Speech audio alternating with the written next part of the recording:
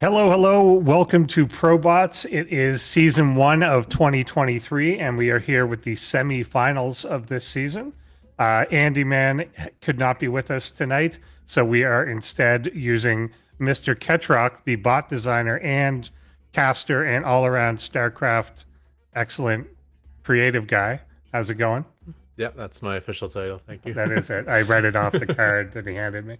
It's something like that. And since Andy Man is not here, I will attempt to exude a level of energy that is unnatural and uncomfortable to me, just to maintain the level of excitement that he usually has. And if I succeed in doing that, then please hit the subscribe, follow, and like buttons below, because that's a thing that people say. And it helps with the algorithm. It helps get people's attention and helps the bots take over the world or something. As I'm pressing the like button right now because I forgot myself. Exactly. Exactly. It does help. People have been pretty good at doing it. So it does help get engagement and like alert people that this is live. So yeah, that's good. Yeah, so we're here for the semi-finals here tonight. We've got Aerys versus Ketrock, your bot. And yeah, any thoughts on that? Yeah, it's going to be an interesting one. Aerys, I think, beats my bot somewhere in the neighborhood of 99 to 100% of the time on ladder. So I had to bring in some new stuff, and nice. New is silly, and silly will be interesting. So we'll see. Yeah, I think your silly tends to be good. Like you've done a few things in the past where you've kind of been able to snipe a certain type of behavior and stuff like that. So we'll see how it goes. But yeah, Aerys generally enters a lot of these seasons as the favorite. So we've got, I think, 3-time winner. At least the author is a 3-time winner. And yeah, is kind of came in strong this time as well. These are going to be best of 5. Sorry, go ahead. Yeah, I feel like the gap might be closing a little bit, though. I think all the bots remaining probably have a game plan for Aerys, and even some of the bots that didn't make it through probably had game plans for Aerys. So yeah, it's anyone's game. Yeah, here's Aerys's stats at 24-14 on the ladder with an 88% win rate. And yeah, I think you're right. Like you make a good point. In the early seasons that we did, we always had Micro Machine as like a super dominant one. And eventually it became the case that everyone entering had to have a way to try and snipe or deal with that one. And now for the past probably 4 or 5 seasons, it's been Aerys. So it's really, if you're going to enter the competition, you have to be thinking, oh, eventually I'm going to face this bot, and this is what I'm going to have to do to deal with it. Yeah. So 88% win rate, and that's in Division 1. Yeah. So anything above 50% in Division 1 is pretty darn good. That's quite insane. Yeah, definitely the case. And that cat looking cool. Then here is okay. We're just using that's clever. Elo of 2141, and this is Ketrock's moving portrait. And yeah, again, above a 50% win rate. That's in the top division. So everyone here, we're talking about the top tier of a ladder of how many people are on that, or how many bots are on that ladder now? Like 50 plus. Oh. Nice. Yeah. Nice. Yeah. Speaking of, in the description below this video, there will be a link to a template and how to get started on designing your own bot. So if you are interested in doing that, it has a template that I believe works for all 3 races. So it's just kind of a default, get you up and running for all 3 races, and then you can customize from there. And there's tons of good resources on sc2ai.net, and there's a Discord for it. A lot of people are very helpful, friendly, and everything like that. So if you're interested at all, that'll kickstart you. But I think we are ready to just kick things off and get into the games. All right, you did. You actually kept the energy level up for at least the first 5 minutes. Yeah, that's it. It's weird to me to not be totally monotone, but I tried my best. Oh yeah, these. We got some new emotes. These, yes, we just I guess I've just unlocked these. So the first one is Bot Champ, which is I guess Pog Champ is gone. And we're on a totally different service, but that'll be Bot Champ.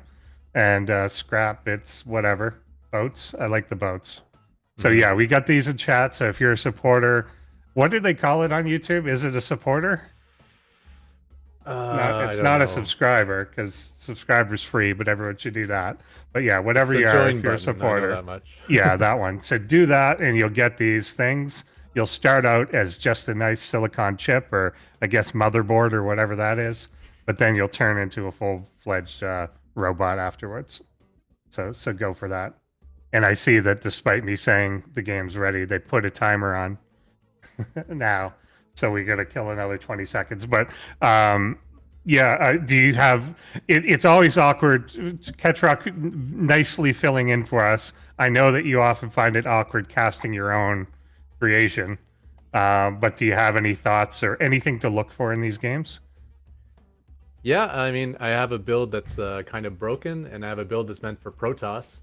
So I don't think Aerys would expect either of those things. So hopefully that will throw him off a little bit. Hope for that one. I think I got one standardish build too that it might pull out, which wins very rarely, but sometimes versus Aerys. So Nice. here's hoping. Fingers crossed. Alrighty, sounds good to me. And I think we're jumping into it now.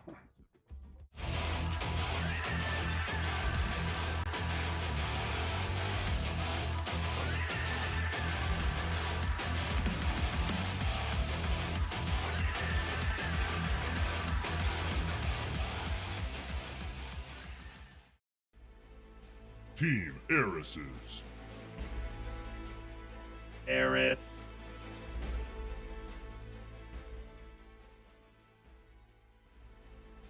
Ketrox. Ketrock.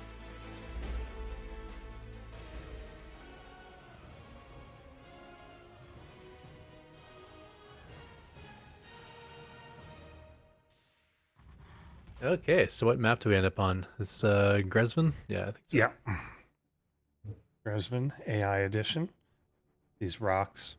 These are like pre-broken rocks that look like they're blocking something, but they're not. Yeah, I kind of like the random rock, destructible rocks get set up on maps sometimes. Usually when map makers have like a plan for the rocks, it just doesn't work out the way they want it. It's the more the randomly thrown down ones that can come into play in some cool situations. Yeah, definitely. They can be interesting because they're not something that people like think or plan about, but then can block a fight or something like that at a key moment. This one's got a pretty open natural, and it's on low ground, so kind of a easily accessible natural map. Which Aerys tends to get pretty greedy and goes for 3 bases, which it does right now. And that wide of a choke could be pretty hard to defend with just queens sometimes. But I don't know if you're looking to make an early push at all, or, Ketrock in quotes is looking to make an early push. Yeah, no, I've tried. Like, I look at this as a human player, and I'm like, yeah, you can't go 3 hatcheries that fast and survive. But yeah. With the speed mining, and Aerys is pretty good at scouting and like instantly cancel the third and build a spine if something crazy's going on. Yeah, for at least personally, I've never came up with like a 1 base all in that can crack them. Yeah, I think the only one that's really worked in the past has been that adept all in done by -0, which really messed with Aerys's ability to defend. Just never really stabilized, but.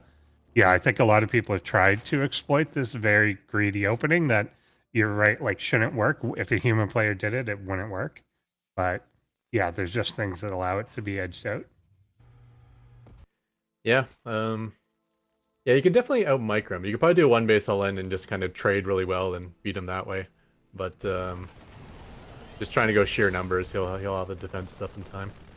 Looks like Ketrock's going after that high ground overlord. Yeah, I like the floating barracks. You get that, and it doesn't want to move away from that spot, and will eventually be taken down for a little bit of a supply block. Actually, for a fair amount of time, because an Overlord, I think, was just starting. Yeah, a little surprised that actually worked. Usually when I find little tricks that work versus Aerys, he fixes it very quickly. And that's one of the things he fixed quickly, but I guess on this map, he just likes that front pile, that front pillar. So. Yeah. Good location. And yeah, Aerys does tend to which he is kind of now just kind of droning up until there's really any need to deviate from that. And I find Aerys has a tendency to just tech to everything until it's forced to make army. Yeah, and that's a good way to play Zerg, you know? Just Yeah. hold down that drone key as long as you possibly can without dying. Okay, Remember, Liquid Ret used to be a yeah, player known for holding down the drone key even after he can't do it anymore, and we ended up losing every game from over droning. yeah, But, yeah, 92 drone per game, Yeah. dude. Yeah, But when he got away with it, man, was it overwhelming victories. yeah, that's it. Yeah. So you got the fusion core coming. Yeah, a couple of Tech Lab starports. Looks like I'm going for double BC there. Does seem like it. Meanwhile, Bachelings coming from Aerys on his side of the map. Maybe thinking of going aggressive, or I don't know. 16 Ling seems like a lot. I know he is pure drone beforehand, but still. Yeah, it does seem like it wants to make something aggressive, and that barracks is floating out of the wall, so it is down with the bunker empty as these guys go for the overlord. Of course, that is one thing in the API that's missing, is that we don't know when bunkers are empty or not, Yeah. or opponent bunkers. So the single Zergling's still probably scared of that bunker. Yeah, and it was only temporarily vacant, and it was almost like you were baiting it out. I guess the barracks went up because the overlord, like, follow that, give vision, even though it didn't really need it. Yeah. Yeah, The overlord went into the main, but the barracks can't tell the difference. Just any nearby overlord, just float towards it, just to grant the high ground vision if required. Yeah, makes sense. And the Lings were knocking down these rocks, which they shall. And there are the two BCs almost out, with Yamato on its way to, pick off Lings, I assume. Not the best use of your mana. Probably. No. They also help finish off the destructible rocks with them, Yeah. But yeah, this is going to be a bit of a surprise, I think, to Aerys, that hasn't really made anything yet. The Hydra Den is on the way. Aerys will often get the Hydra Den around this time, but then not really actually make Hydras necessarily right away. But yeah, this could still catch him or her off guard. Yeah, but Spire was thrown down the moment Yeah. the Zergling spotted the battle Yeah. cruiser, so looks like the scouting was denied beforehand, from that overlord at least. But yeah, it's gonna be a while until Corruptors are out, but Corruptors are obviously like the severe hard counter to battle cruisers. Yeah, inspired. They're just less than halfway done as these queens are falling. There's a bunch of them, but they weren't all grouped up at the very beginning, and will be started to be taken out. Though Yamato's gonna finish, and there go queenies. Yeah, and the Spore Crawlers didn't get done in time either, so all the queens dying before the Spore finish is quite a big deal. Yeah, that is a big loss already. Wandering into the Spore here, and I expect maybe a teleport out. But yeah, I think that was pretty successful as the opening volley. Yeah. So this is the new build I was kind of working on. I had like a 2-base battlecruiser all in. This one's going to try to play it basically the same playstyle, except it's going to try to macro as well, so continue to keep expanding and taking bases. And it's heavily not tested, so it's going to be as surprising to me as every other viewer of what will happen. Oh, it's a good test now. Hydra's out. There is a Corruptor. Now 3 on the way. Seems to be not too concerned about the Spore. And teleport out yet again. These could definitely hit a critical mass, but 5, 6 Corruptors on the way. They definitely are a decent solution to it, but yeah, I think a lot of definitely economic damage in terms of the queens and creep spread and like injects and stuff have been done. Yeah. Still 5 base on 3 though for Yeah. Aerys. I mean, there's a 4th base that wants to go down for Ketrock. I'm not sure if he'll be able to. Here comes the Overkill. the overkill, yes, also known as the Raven. Yeah. Continue to block it with a Yeah, some with auto his own turret. turret. Yeah. There is more. You often, one thing that's like a differentiator because of killing the queens and everything, often by 8 minutes, the creep is already to those points. So you don't usually see Aerys having to block like a third, or like a fourth, fifth, and sixth base with a Ling because the creep is already there. Mm-hmm. But this has definitely slowed that down. Yeah, BC count and Corruptor count both continuing to grow. I also see an infestation pit on the Yeah,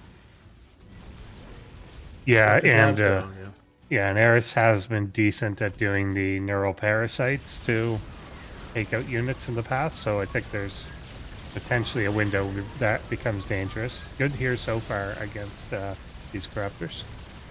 Yeah, and yeah, in the other tournament that runs for bots, we actually saw Kenny Nauna even do better with investors than Aerys. And I'm guessing, you know, Rasper probably doesn't want any Zerg bot to do anything better than Aerys, so I'm going to suspect there's going to be some improvements to the neural parasite and what to do with that logic against battle cruisers. Makes sense. A few drones going down here and there to these some alien harass. Indeed. Yeah, it looks like they're kind of keeping at bay. Certainly not letting Aerys's macro get completely out of control. And usually against most players, it's yours that gets out of control. This is kind of a strange situation now. The Corruptors kind of got behind the battle cruisers, which are coming back to help defend this CC. Yeah, those Broad Zerglings are a big pain in the butt. Looks like my bot's having trouble with it. Indeed. My headset's beeping at me that it's going to die here in a second.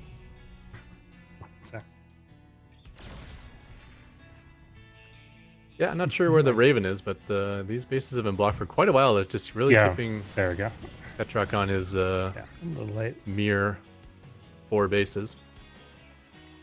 So there could have been an economic explosion because those command centers have been done for, you know, a good 4 or 5 minutes, I think it's at this point. Yeah, seems about right. What is in this? That was a queen in there. Yeah, well, yeah. Interesting. I love that I idea. don't know. Not sure where that queen was going exactly, but I like it. Well, you drop out the queen and you stop the overlord so it can poop creep, and then you can just put creep tuners anywhere you want on the map. Yeah. It's one of those cool ideas that really only a bot can pull off because it's very micro intensive. The planetary fortress here taking out the remainder of the Hydras. Yeah. Got a little bit of value, except I have no idea what it's doing there. That's I was going to ask that. Is like there's no base there, right? I know that sometimes people will make the wall with planetaries, like kind of just on the border. But yeah, that's an interesting spot. I think if my bot gets tired of waiting to clear an expansion position, it'll just go somewhere else. And if there's no other bases available, it'll just like plant a planetary nearby. Some logic around that. New base finally going up. It looks like it's going to be taken out here by Aerys in the south there.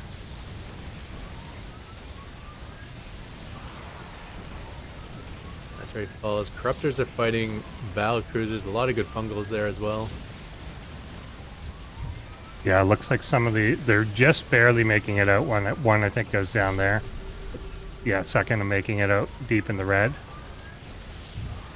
They're getting at least the Yamato shots off to keep the countdown a bit low, but the Corruptors are starting to get into a pretty big mass. Yeah, it's really good value, Yamato. Yeah, because you can one-shot Corruptors with it, but at the same time, you know, that's a large Aerys economy there. I think you can handle those losses and then some. True, quite true indeed.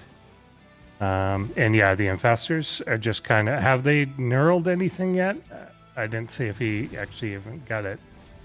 Yeah, I don't know. My screen's a little blurry, but I definitely saw a fungal at one point. Yeah. Yeah, the fungals are usually pretty good. Yeah, I just haven't seen one yet. They're the BC getting away again. The Corruptors are pretty good at kind of spreading out and arcing. So like the initial Yamatos are good, but then it's hard to pick them off after that. And he's taken over this lower base position. Yeah, almost gets a battle cruiser there. Yeah. There's been a lot that are like deep in the red close, but there's a neural. Yeah, there's a neural. Yeah.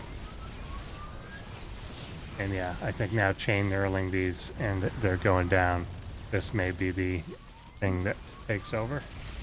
Yeah, that could be the beginning of the end. Yeah. The one hope I had was like, well, if Ketrock's not losing battle cruisers, eventually Yeah. maybe it'll get out of control, but now Yeah. he's like significantly losing battle cruisers. However, there is a fifth base up, so the game is still going. Yeah, definitely. I mean, it takes like one big thing. If the corruptor count gets totally reset, if the infestor count gets reset, like something large like that, could certainly swing back. Aerys certainly doesn't have like a huge bank or anything, whereas often by this point does. So, you know, things do cost money to replace. And this is looking like a fairly decent counteroffensive.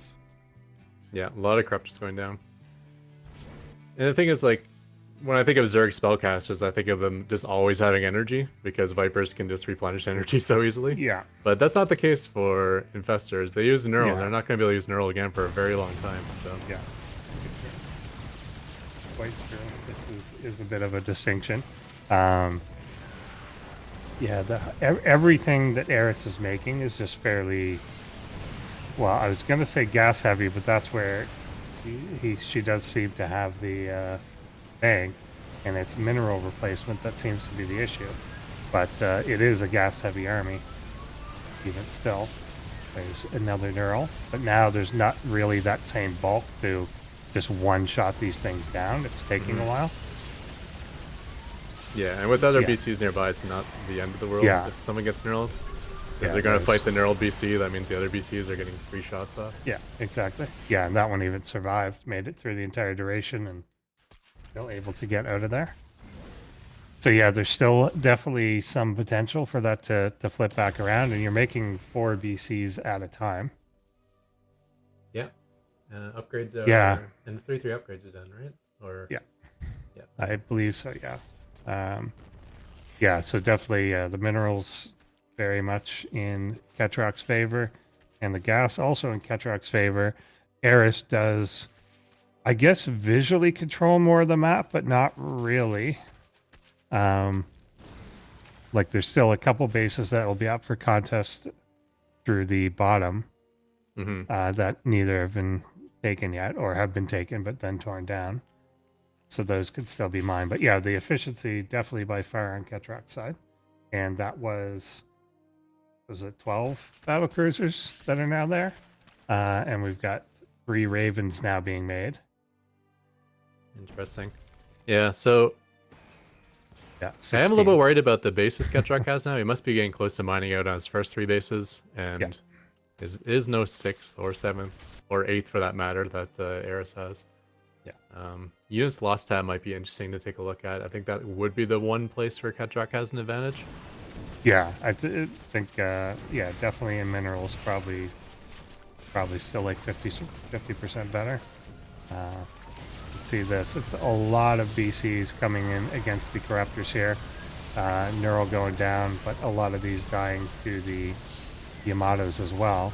It's kind of hard to see because of how the two clump up what's actually happening here. It was a lot of BCs, but it was also Yeah. Neurals and a ton of Corruptors, so Yeah. I think that fight might have actually favored Aerys. I think it was 25 Corruptors to begin with. I'm not sure what we're at now. More of the Yamatos going down.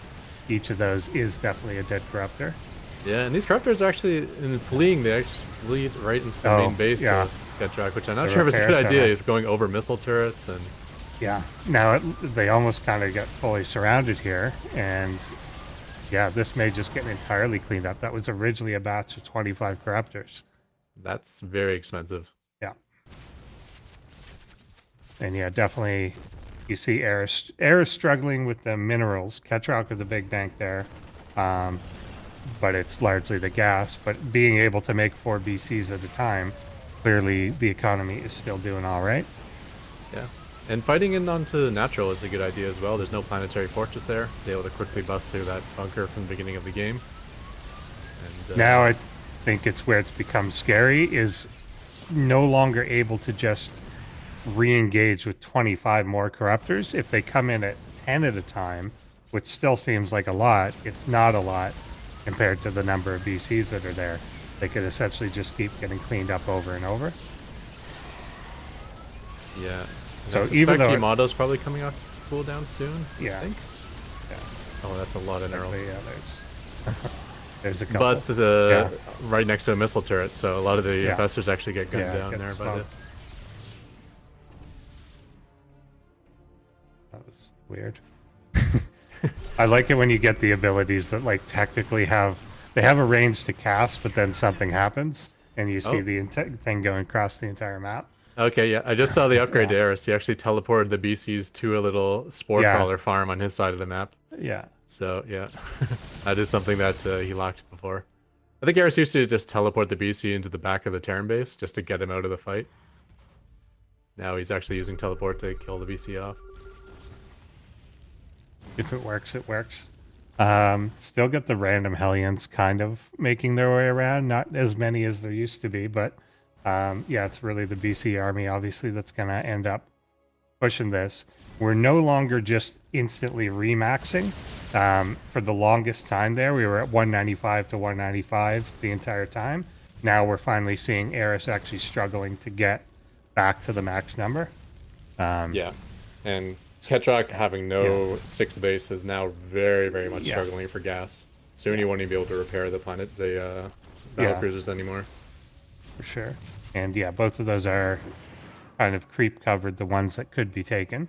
But I think at this point, it's kind of got to be Ketrock on the offense to start taking out what remaining bases there are. Because while Aerys is a slow to remax, will eventually, given that this economy is still functional.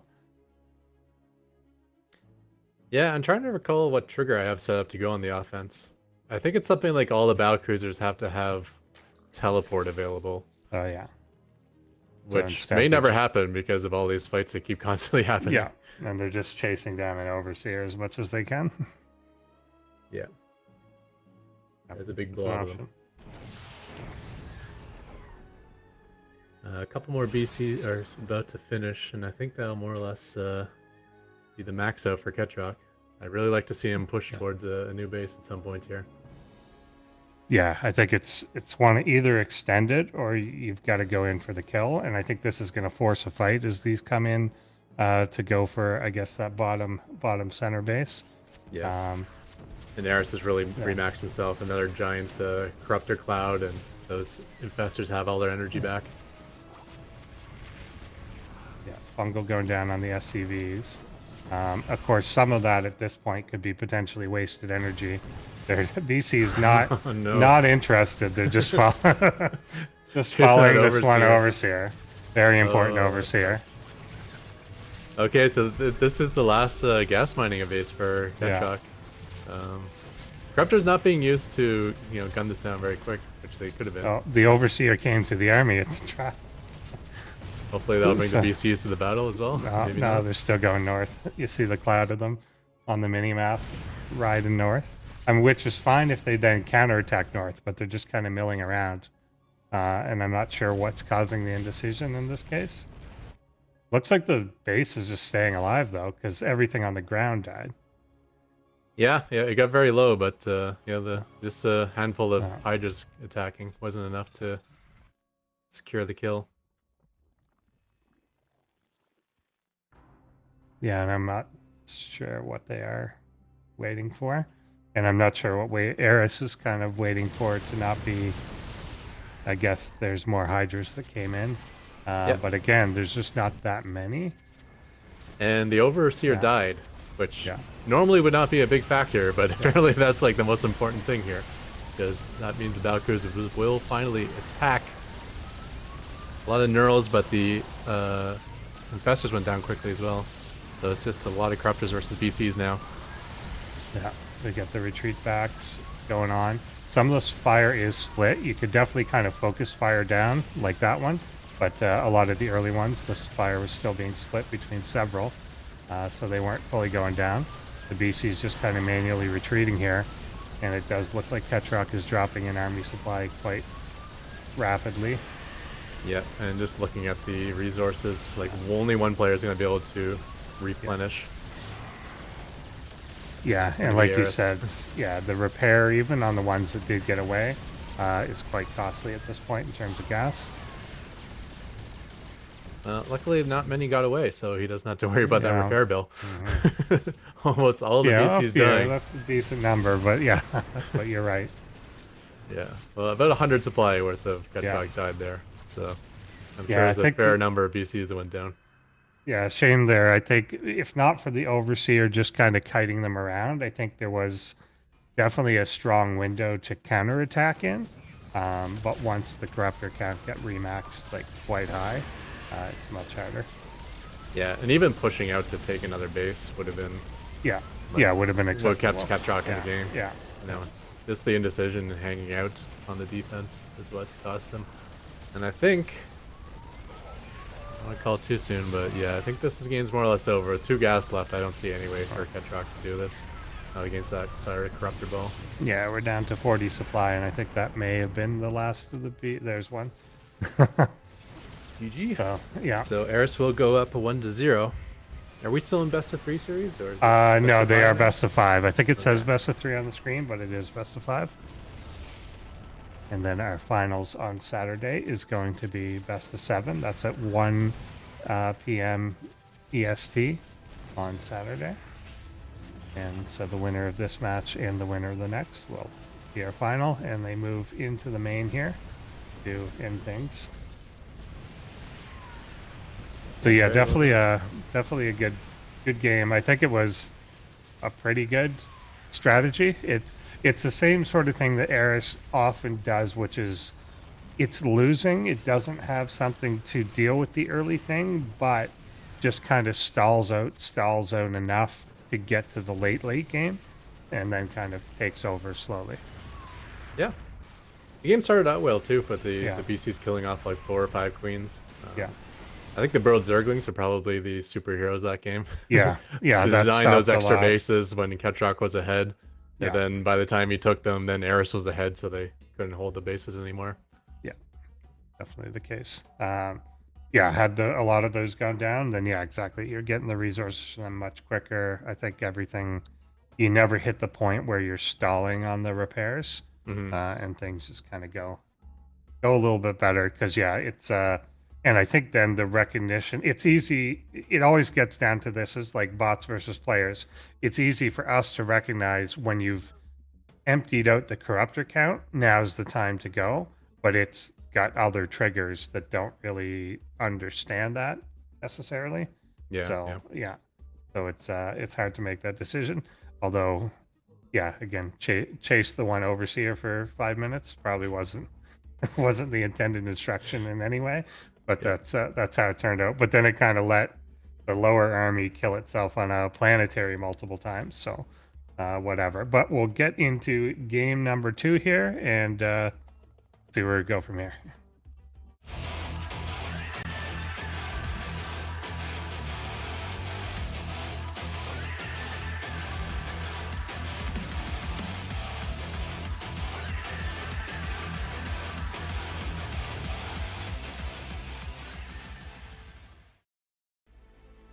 Team Aerys's. Aerys.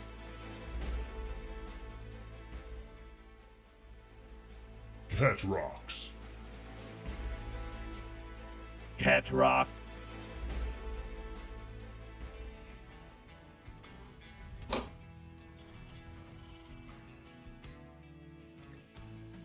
Yeah, so I'm pretty sure my bot code was just like going, alert, alert, my main base is under attack by a single overseer. That was the main priority for so much. That seems likely. Quite possibly the case. Yeah, did you have a kind of backup build beyond that one? Yep, so this is game Ketrok said mech all in. So this is going to be Nice. like a siege tank heavy push with Marines that makes absolutely no sense versus Zerg. It's a very good all in versus Protoss, however. Okay. But yeah, I mean, Aerys beats my TVZ builds, so Yeah. the best solution is don't bring a TVZ build. Makes sense to me. Makes sense to me. Yeah, I mean, I guess one sense is if it there's something that it just doesn't really expect or is kind of out of the norm, then potentially that certainly can work. Again, Aerys really tries to only make what is absolutely necessary, which, like you said, is kind of the Zerg strategy in general.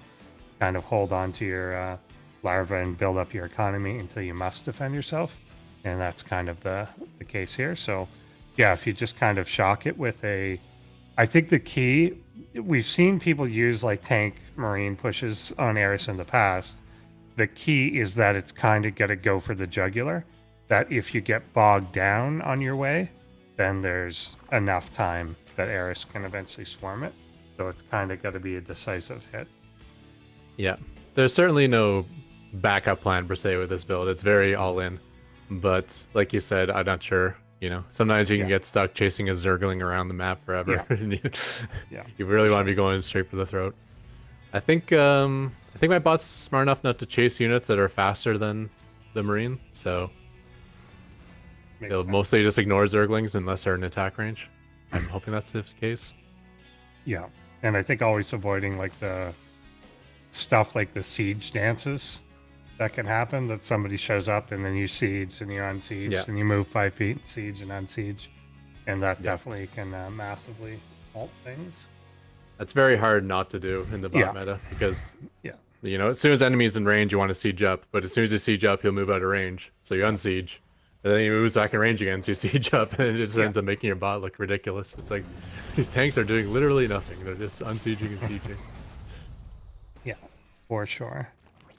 So Aerys does get a good view that he's up against a one-basing Terran with both the Overlord and the Zergling Scout. Yeah, we've got the Roach Warren coming down here now. And yeah, if Aerys feels the need to defend, we'll make Roaches. If not, just sticks with the Lings. And then techs up to the Hydra Den. But we'll see what its evaluation on the threat actually is. Getting the tools is connecting in spaces the creep. Got the Roach Warren, got Zergling speed. Yeah. But the question is how early will I identify it and how much army can he get out in time? Yeah. Definitely helpful here, I think, is the map shape. That the bases are like all horizontal along the top instead of towards you. So the creep doesn't come into play until a bit later. Yeah, that burrow looks really scary as well. That's being researched, as I don't believe this all-in has any sort of detection. However, if it overwhelms, it doesn't really matter if the roaches don't die, I suppose. You can just kill all the structures. Yeah, it does seem to be hitting a good timing at least. Let's see how this works out. 22 Zerglings on the production tab means that Aerys does know this is coming.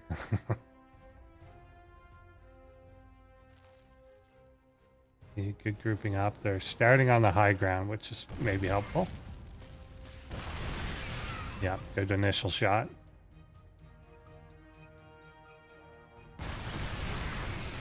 Yeah, so Zerglings are kind of hanging back, but they're having trouble because they probably don't have any high ground vision right now. So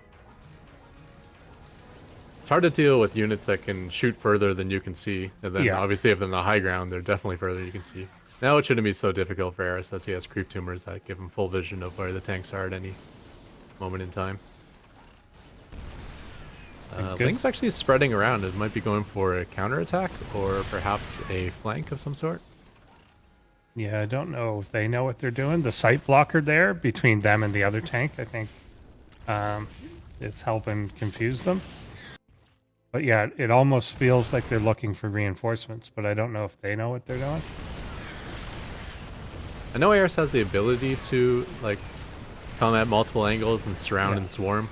He also has the ability to counterattack, but yeah, it doesn't look like Lings just went for a little trip around the map, you know, a little tour, then came back and got crushed by the siege tanks. So yeah, this is looking very bad for Aerys actually. Yeah, it's that was all of his Lings. Definitely. I always get worried with the Marine count getting too low because eventually we've seen a lot of cases where a push looks really strong, then it ends up as only tanks and dies. But there's still a decent number of Marines here, and I think reinforcements still coming. Especially when Aspire's on the production tab, you don't want to have only tanks. Yeah, definitely. And yeah, it looks like this I was gonna say third about to go down, but maybe not just yet. Here, will now. I think that was just a vision issue. Yeah. And yeah, that falls here now. There is another base up on the high ground, but it looks like they're gonna see that as well. And this seems like just a really good position. It's kind of not yet pushing into the natural, but really cutting off anything that wants to come down to try and help. Yeah. It looks like it's holding a position there, but I think what's actually happening is these drones keep burrowing and unburrowing. Yeah, The and tanks it are like, wants oh, them- yeah. there's some drones, let me siege up. The mutas are making their way across. It looks like they're going right for the main base. And yeah, okay, picking off a tank here in the middle as it tries to make its way back. Lone Marines kind of skirmishing, but not enough there to help end them yet. And Aerys is struggling for money here as well, as some mutas do get into the main. Yeah, I think Aerys may have bought enough time. The mutas are doing a lot of work on the other side of the map, although there's not much mining left for Ketrok there. And then the siege tanks are just like, get me the heck out of here. They're like running home or something. They're trying to get away from the mutas that are chasing them. So I really want to see Ketrok really going for the throw right now because his time is... He needs to win at this very moment. Yeah, and I think there we've got that tank line up, but it's once again separated from any Marine defense. And just a single muta actually looks like it's going to be doing a lot of work. The Marines will come home to the main to secure that, but they're not going to be able to like kill off the mutas unless they make a pretty big mistake. Mm-hmm. Yeah, this mutas was a really good call. That I think this saved Aerys because it looked like Aerys is going to be in a lot of trouble right before those mutas popped out. And remaining siege tanks are actually running home now as they do not have Marine support. And I think with that, it's almost a certainty that's going to be a 2-0 unless these mutas do something really dumb, like walking into all the Marines. Yeah, it does look like they're just... I don't even know what the tanks are playing at, but they keep turning around. But yeah, exactly. Unless the mutas come in here and just kill themselves, then they're going to tie up the Marines and take out everything on the fringes. Yeah. I mean, Aerys certainly doesn't have a good economy right now. He's only now just being able to retake a third, but I just don't see a situation where Ketrok goes and ends the game. Yeah, it was in a very expensive transition to this. It's in one sense, it's like an all-in defense attempt. But it did work. And I was kind of wondering what the plan would be. I think the correct decision was to come into the main and do this instead of try and actually fight the army on the front line. And it's kind of caused that separation where all the Marines are just... You can tell they want to go back to where they were, but they're not. Like every time the mutas get out of range, they want to leave and go back to the front line. Yeah. The moment they step off the main base yeah. ground position, they're like, oh, let's go back to the front. Yeah, because I think all this army could have moved in and probably at some point there just base raced to a win. Yeah, I agree. There's too many tanks. Yeah. You know, you could try to defend with all the mutas at home, but then the production would still be working for Ketrok. Yeah. And if he counterattacks, I think Ketrok would have had enough forces to win that easily. To base trade. Yeah, I think again like you said, the burrowing drones, I think we're throwing off the tanks a bit. Initially maybe stalled them from getting into the natural maybe a minute sooner. And then just it's hard to do this as well of like you clearly need something that shoots up at home, but you also need that same thing on the front line and trying to retreat back.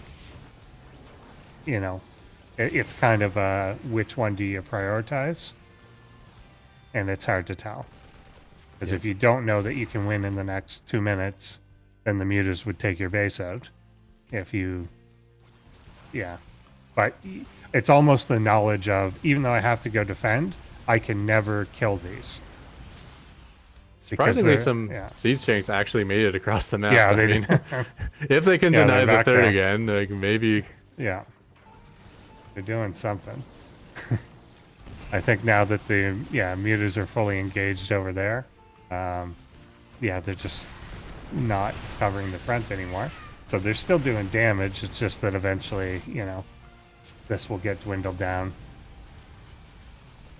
Yep. Just thinking of ways Ketrock can stay in this. Like, Yeah. it is very easy to micro poorly against siege tanks. So, if Aerys decides to just keep stepping units into siege tank range and just like all the money he spends gets thrown away by dying to siege tanks, then yeah, there goes natural again as well. So yeah, that's definitely a good pickup. There are the other now reestablished in the top right hand corner as well. But yeah, I guess getting into the main and like taking out all the tech would certainly help. And I don't know that any of these mutas are really dying if they're getting too close. If there's any point that they would attempt to dive in to kill the command center. Yeah, no muta dead is really the issue. no more mutas being built. Zerglings will probably be able to be handled by the tanks. It's not much mining left for Ketrock, but the Marines are allowing him to finish mining out the space, I guess. Yeah, it's a weird one. It is a weird situation, but Yeah. Let's join in here. we're not fast forwarding yet. Is the key? No, yeah, exactly. I It's think not, there's not a. that. It's certainly very one-sided who should win this game, but Yeah. I mean, it's been both. Like, there's always cases in these ProBots games where it's like, if we could pause it and do that take command ability, which I don't even know if that still exists in the game. But if you could just give it to human players, one would win so easily. And I feel that that was Ketrock 8 minutes ago and Aerys now. yeah. And yeah, you could just easily sweep these up and then go back and stare them out. But yeah, still progressing is the tank line. Oh, was that a dead muta? Or was that a overseer? Doesn't really matter. I don't know, but the tanks have reached the high ground in the main base now. Yeah. Yeah, nothing's stopping. It almost feels like there's lings coming out, but that's not really what you need. Some of the tanks are getting pretty low, so stuff like, their one goes down because they're shelling themselves. I was about to say, the broodlings could be the key to victory here. Yeah. With those structures going down, if the siege tanks are just going to start doing self-splash damage, that'll be very interesting. Yeah, there's more, go but again. they'll Okay, get them. that was They get them time. before the front line. One in the back. There were lings being made. I don't know where they went. Maybe if they're just tentative and don't want to come in. But yeah, the Roach Warren will go down. Hydroden's being rebuilt somewhere else. Aerys is continuing to expand. Yeah. Income is... Can we see the income? I think it's close to zero. There's Ketrock one. for There's sure, two. but Yeah. I think there's still a couple mining bases for Aerys, so... Yeah. Oh, I can see the current resources, I guess. Yeah. Yeah, but something you're right. like It's 1,000 slow. a minute. Yeah, it's slow. Despite having these bases, they're not, like we've flipped on that one, there are only 4 drones actually mining. And yeah, these are just, they're taking these little pot shots and will slowly clear at the buildings, but they really want to go for stuff like the refinery there, and it's just taking a long time for them to bounce in. And, you know, because they don't want to be there, the Marines won't just step forward and keep the mutas out. They keep wanting to retreat back. Yeah, this is actually like a really good for Aerys. His ability to rebuild all of his production at a different base, I think took away the only shots that Ketrock had here. I was thinking maybe if we took out the main base and he couldn't rebuild his tech and he just is expanding and building drones, that's not very good, but... yeah, looks like he's repositioned that in the top right. Yeah, and this could be the end of it right here. Yep, that's the end of all these tanks. So I think now it is probably safe to fast forward. Just a matter of when these Marines die, I guess. Yeah, I kind of wonder what's going to come in and eventually take this out. I think they'll eventually get this refinery. They'll take out this barracks on the top. And now they're going to want to go for the CC, but the Marines definitely aren't going to let them get in the range of that. Yeah, it'll probably have to be the ground units coming in as well. Yeah. There There we go. GG. There you go. That was definitely close. I think that was a good build decision. Again, I think both of them were like pretty clever, but Aerys is just so good at hanging on and finding the right way out. And we've seen again in the past this Muta backstab, particularly for like tank pushes that people kind of advance on. They get to the third or fourth, and then he just kind of backstabs with mutas, and it just kind of halts things. In this case, if there was some way to split up, like, okay, this many Marines should go back, but this many should stay, but that's really difficult. Yeah. So, that's a hard decision to make. And yeah, there was just kind of nothing else, like no turrets or anything that could be built based on that build. Yeah, just a really good Yeah. decision, I think, to go into the Yeah. mutas. I can't imagine if you went for roaches or hydras that would have worked out well. Trying to break through that many siege tanks probably would have favored Ketrock. Yeah, definitely. Yeah, I think so, especially if you still continue to have reinforcements coming. So here we go into the third game. Point match for Aerys. See if Ketrock has more tricks up his/your sleeve.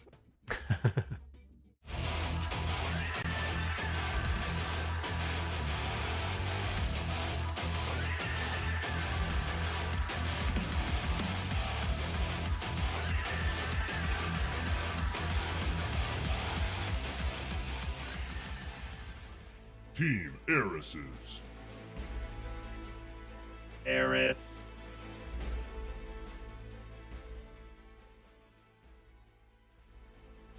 Ketrocks. Ketrock.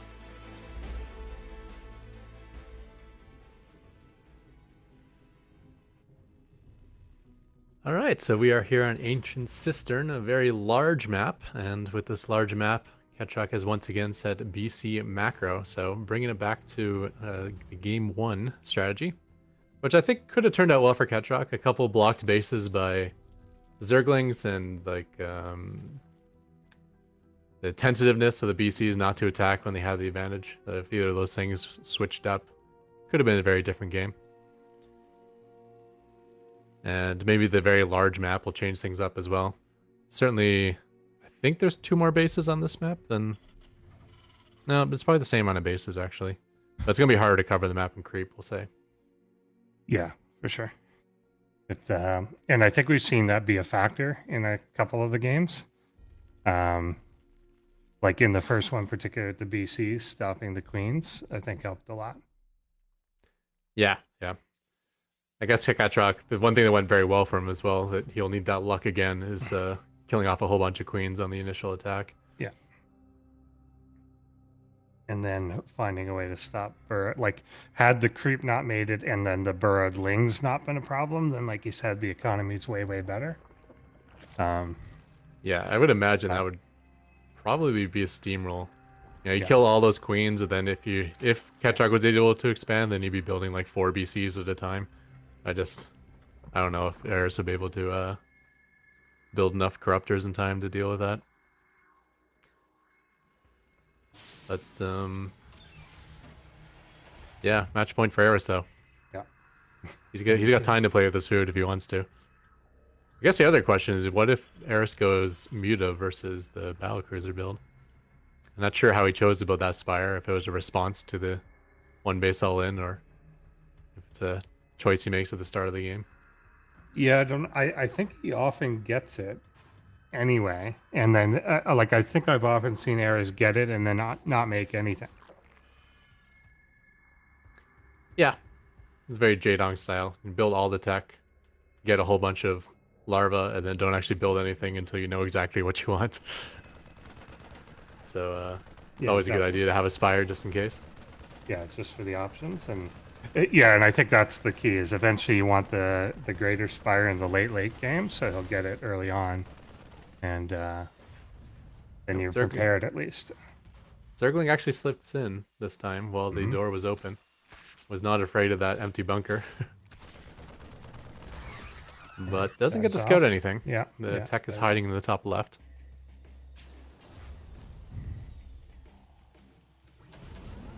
Yeah, and kind of a tighter restriction there too in terms of a wall this time. Or or more normal. I think on the first game of the night, that natural space is a lot larger. But yeah, this could it could work. Like I think the time to like say the third base is much shorter on this map.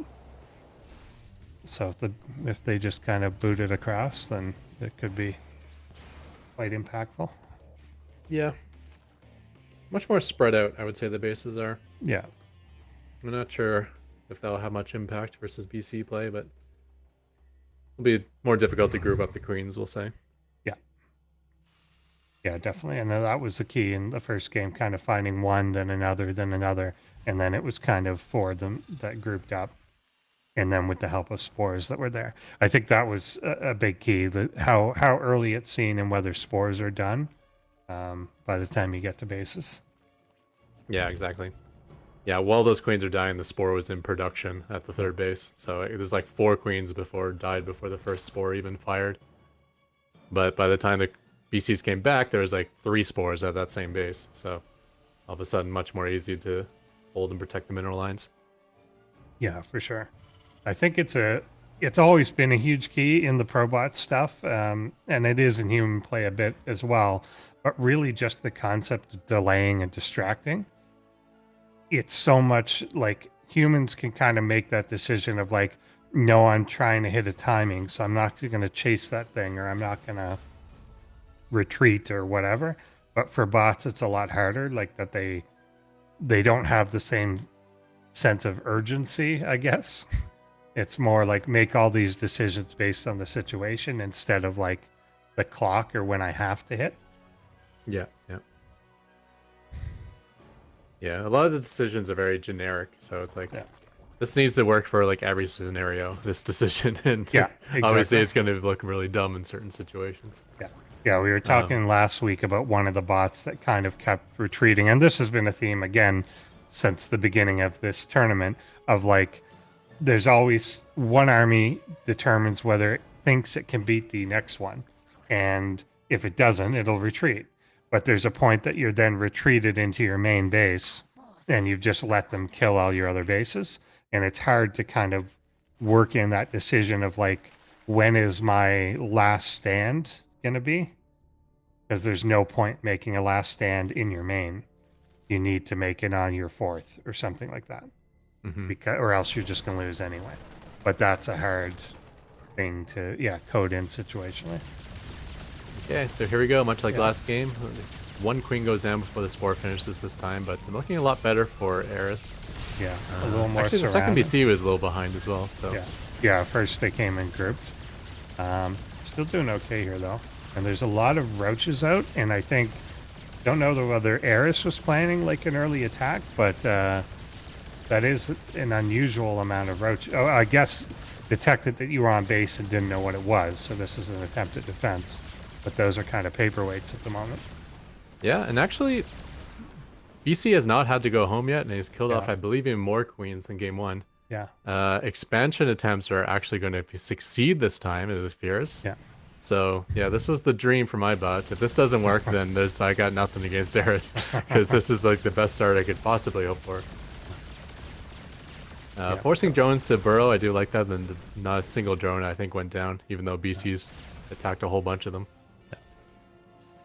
Here's that, burrow down, but gets cleared out immediately. The creep tumor was also cleared out. That's nice. You can see that difference of like, that's what I was saying last time, that the creep is almost at those bases if you don't take them out, because the distance is so much shorter. They were already there, but looks like that one gets down. I gotta work on the placement of my 3x3 structures. Some games there's just like a random armory or engineering bay just out in the middle of the map. I'm like, I don't even know how that happened. Yeah, that's fine. It's a good strategic location. Yeah, it's a little scout. Not like it makes key upgrades or anything that you need. Yeah, conditional Viking production started. Let's see if that's true, because last time it didn't.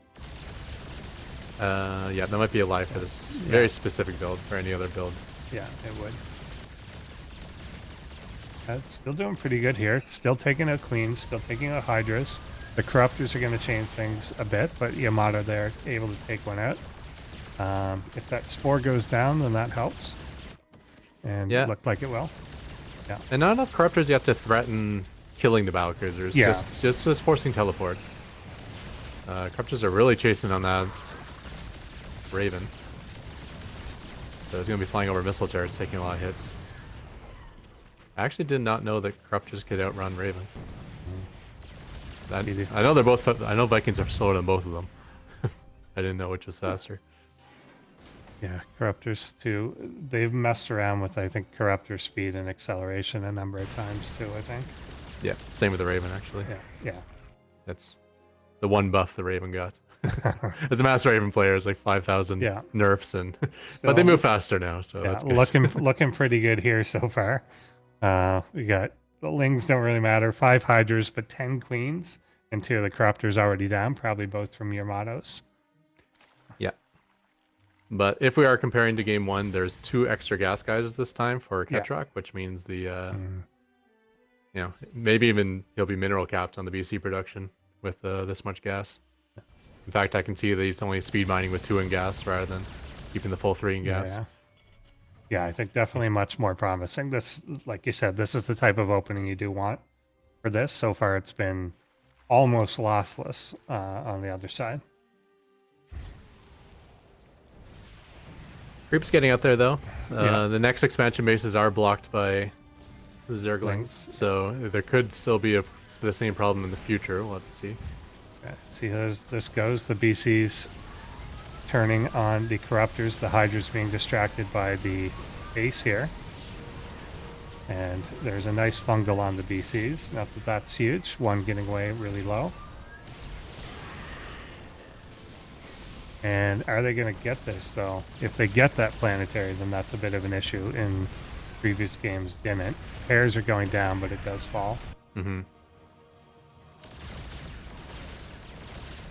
Yeah, so that's a nice little win there for Aerys. Yeah. These BCs will be forced to jump home again. Once again, not really able to kill any drones with the nice little burrow micro. Yeah, lots of... Still more Queens going down, and it was a pretty good thinning out of the Corruptors, given that none of the BCs really died. But no real damage done on the other side. Yeah. And Aerys at actually, like you said, 99 workers. Yeah, despite losing a lot of Yeah. drones Yeah. to some Hellions here and there. Oh, and there's the narrow parasites happening. Yeah. It's got to be avoided. I think most of the BCs are grouped up. It's when they come in like in low numbers that it's going to be a real problem. And here, unfortunately, 2 coming in. See if that gets knurled. There's a couple infestors just behind. Don't think the teleports are Yeah. active. Yeah. Doesn't But he appear gets so. away just kind of manually there. Yeah, there's some BCs across the map too. Yeah. Though. Yeah, that's promising. But yeah, It's tough to unfortunately, they're say. just not killing workers is the issue. Yeah. I mean, the supply is looking really nice for Aerys. What's going on with the planetary? There's actually a planetary doing a little bit of work up there. That's funny. It's about to die, I think, though. Either at full health or no health, because I didn't see a bar on it. I think, yeah, it was virtually none. Yeah, there you go. A roach killed it. It's not often my bot gets to planetary rush a Zerg base, because usually creeps in the way, but Yeah, I don't even know how that got there. you gotta land But it it did. while the hatcher's in production. Yeah. Yeah, Hellions kind of still doing some stuff. Yeah, that base unfortunately blocked. This one knurled, but doesn't look like he'll be able to kill it. Yeah, and unfortunately, Ketrock back to just the 8 gas geysers, which is Yeah. okay for the moment, but he desperately needs to expand very Yeah. soon, or this game is going to be one-sided quickly. Oh no, the Overseer. The dreaded Overseer in the main base. Just living. It could be a good way to gather all the BCs together, I suppose, Yeah. if they always retreat back. Yeah, and again, this blocked. It's always the small things, and this is one of those. And now, by the time even that gets cleared out, there's going to be creep there for a little bit. At least this base able to start. Yeah. The Ling was cleared out of that position, and yeah, this one goes down as well. My bot is And- pretty good at clearing these bases with ravens. Yeah. But for some reason, Aerys is just heavily targeting the ravens, or like suicide on them. So a lot of times my raven count is at 0, which allows these bases to stay blocked for a long period of time. Okay, 3 more bases going up for Ketrock now. Yeah. This, if any they of can one of get these get running. out, he's still in the game. If they all get shut down, then I think we got our first finalist. But let's see how it goes. One gets shut down very quickly. Yeah, that one get canceled. That might be a good one to bait a big fight here. Yeah, Neurals going on. A number of them. Corruptors are going down. It's hard to see who's really getting the better of it, but it looks like more BC's dying. Yeah, I can see Yeah, one major extra problem on with that bot is that only one BC is Yumatoing at a time. Yeah, I noticed that before, and I wasn't sure whether it was just cooldowns, but it looks like, yeah, they're not just volleying. Yeah, I don't think my bot has the ability to track like what Who's units are doing what? going to die. Yeah. So my solution to like not have 10 BCs all Yamato the same unit was Yeah. to just stagger the Yamatos. Yeah. And this is the first game I've seen where that idea is like really costing my bot. Because Yeah. I've never seen like mass BC versus mass air units before. Yeah, in if a you fight. just came in with 12 Yamatos, then yeah, it's a whole different thing. Yeah, because it you is can like a instantly kick cut the advantage. corruptor count in half, Yeah. and then you know fighting straight up against corruptors isn't the worst thing in the world. Yeah, even still like slowly thinning them out, but yeah, then these bases to the side going. Looks like is that a wall of planetaries here on the base just below? It's probably intended for expansion bases or orbitals. Looks like they're going to be orbitals. Yeah, But right now they're just working as a buffer. yeah. Keep the planetary life. One base above it though, that is a new base, so there is a 10 gas economy once again for Ketrock, which is important. As I think the first 6 gas are probably going to be mining out very soon. And that doesn't look like that base is going to last very long. No. One thing, it often feels in both of these BC games that the BCs feel no obligation to defend the people on the ground. They're just Yeah, they doing their own should. thing. I don't think they have the distinction on what's the most important thing to defend. It's Yeah. like 20 Hydras or 1 Overseer. Yeah. Well, the Overseer is closer to my main base, so it must be the bigger threat, right? But,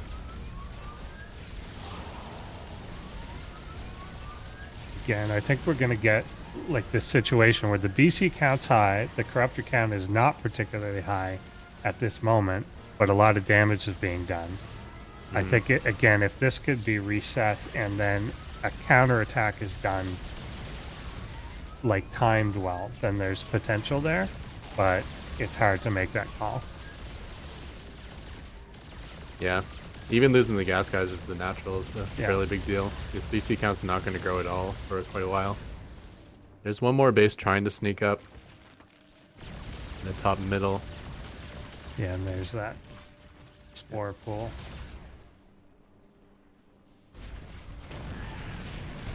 Random command center. That was way out there. Well, technically, there's probably bases my bot has not scouted yet, so Yeah, thanks. it's like, oh, maybe that They're viable. bottom right base Yeah. is a good one to go towards or something. Now that's interesting. If you haven't scouted it, I wonder if do they have a sense of, well, there's creep here, there's probably creep behind that, or would it just not, like, I guess it wouldn't have any idea. No, mine's not that smart. Yeah. I think my little Hellion rasters do go base to base though, so Yeah, I'm yeah. probably keeping fairly good tabs on how many bases Aerys has. Yeah, I've definitely had games where I like Yeah. float a command center to the Zerg third base, which is so deep in enemy territory. It's like, well, maybe I can land a command center there. They're singling, canceling the CC. So Hellion tries to take him out. Yeah, okay, there we go. Overseer chase again. 4 battle cruisers. And, pulling a base away from the new base for Ketrock while it's not even a planetary, that's a little scary. Looks like the Hellions are doing their own job of pulling the Zerg army away, though. Overlord and the random queen. Yep, I did see a little bit of creep there, so he tried. Give it a shot. That one gets canceled yet again. Yeah, I'd at least like to see some sort of blaze of glory. I don't know, battle cruisers all just teleport to the main or something. Might be fun, but it doesn't look like we're gonna get that sort of blaze of glory. That's always good in TVT, no matter how far behind you are against the Terran. If you can jump their production and destroy it all, you can still win the game, no matter how far behind you are. So, in TVT is always a good idea to try jumping on top of his production. Yeah, so here's another situation again where if, you just got like a volley. Yeah, if it was like instantly, 10 Corruptors falling at the cost of 1 Battlecruiser. I mean, Ketrock still might somewhat win this fight, but what's the follow-up? When you can't replenish your numbers. Yeah, more going down here yet again. And Ketrock falling away from the max supply. And Aerys still able to maintain it. Yeah, and Aerys actually handily winning the fight too. Yeah. Yeah, I gotta fix that Yamato code immediately. Yeah, I think that definitely would have... it could have turned like the earlier fight in this game. The one that took place at the kind of central base. Had they come over the cliff here from the main and just taken, 10 Corruptors down, then that really changes things. Yeah, I'm working on something to kind of track units that are going to die. Not just from Yamato, but, even just from if I'm doing the last Viking volley at something, just so all my other Vikings won't volley at the same one. Yeah. Or if I'm sniping something to death, But I didn't get time to implement that in time, so I had a more rudimentary way of not spamming Yamatos on the same unit. Yeah, so we're speeding up here now. They've collapsed onto the main. So I think, both these builds certainly look like they have a lot of promise. But Aerys just always seems to find a way to survive. Outlast the initial...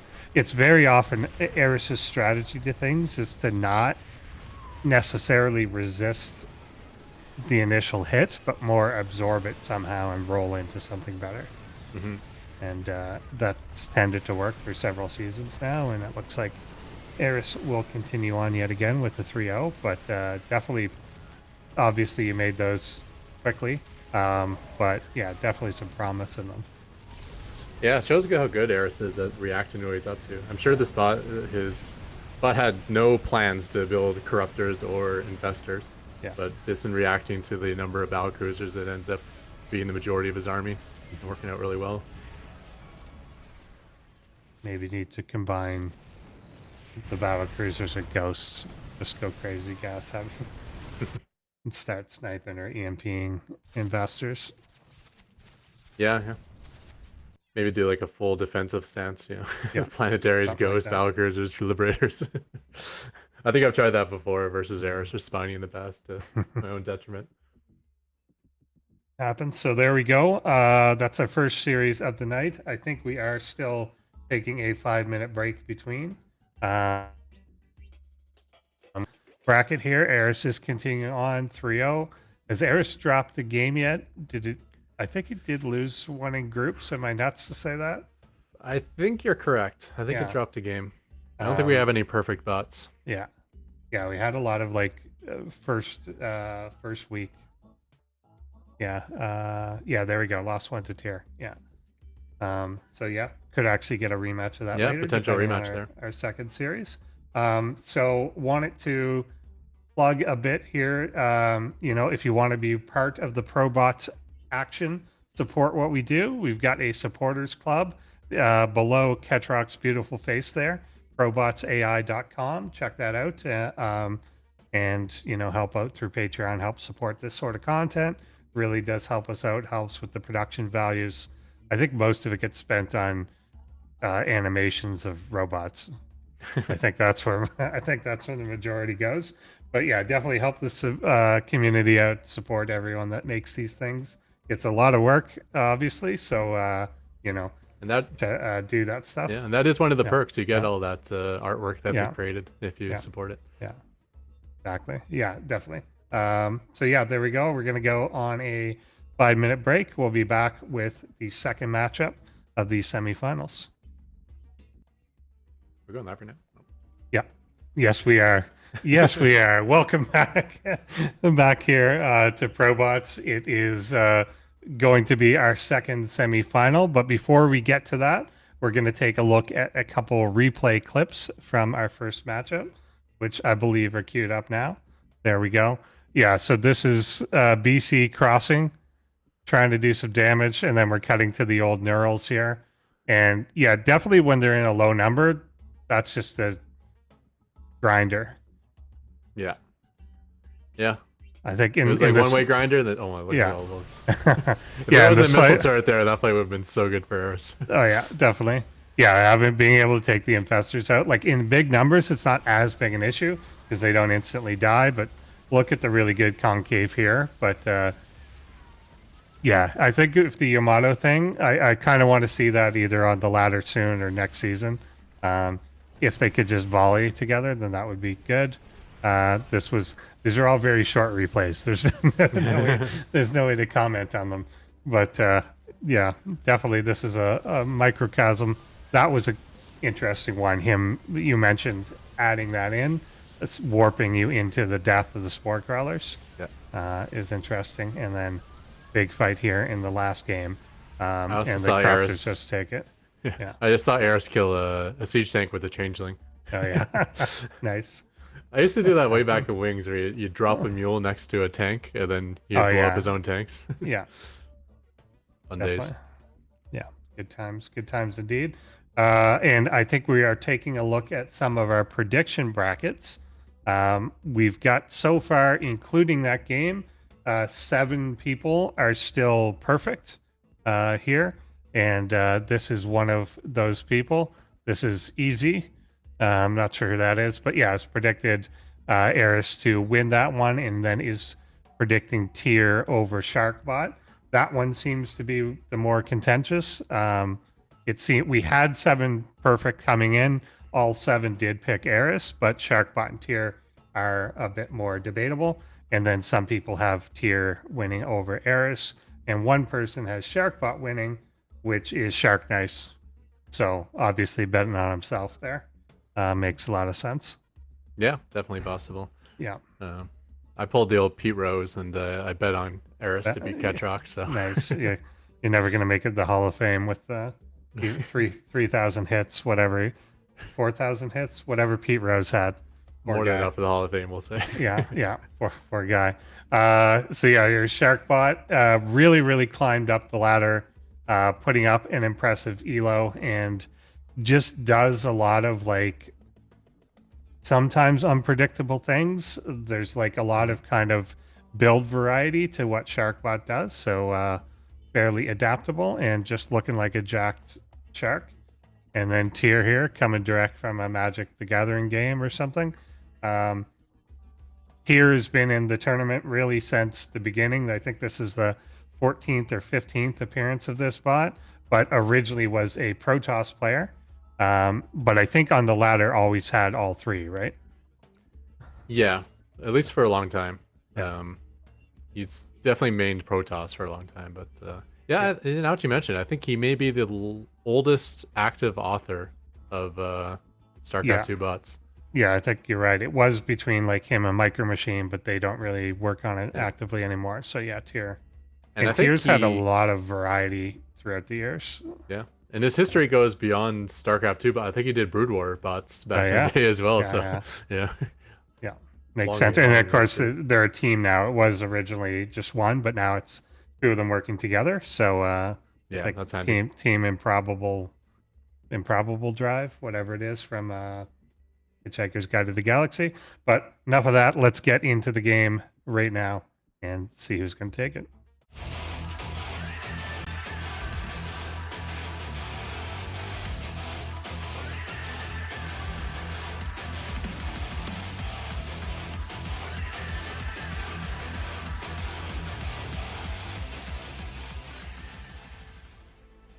Shark Nices.